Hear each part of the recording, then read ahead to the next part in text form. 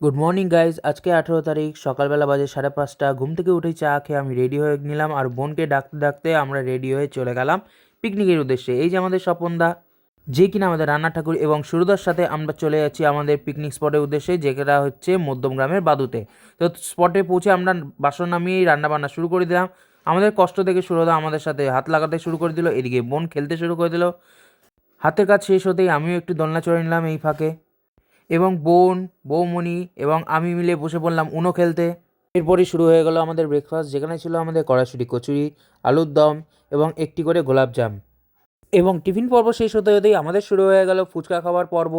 যেই ফুচকাটা খুবই ঝাল হয়ে গেছিলো, অ্যাকচুয়ালি এটা লঙ্কার ঝাল নয়, গোলমরিচের ঝাল ছিল, তাই কেউ খেতে পারেনি তেমন একটা। এবং বৌমণি শ্যুট করতে করতে আমিও বৌমণিকে শ্যুট করে ফেলছিলাম। ইতিমধ্যে আমি আটাও মেখে ফেললাম বিরিয়ানি হাঁড়ির জন্য।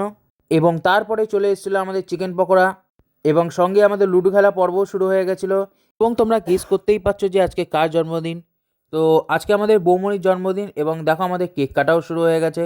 কেক কাটতে কাটতে আমরা অনেক এনজয়মেন্ট করেছিলাম, এবং ভগবানের কাছে প্রে করে ফেললাম যেন বৌমণি সারা জীবন এভাবেই হাসি খুশি থাকে।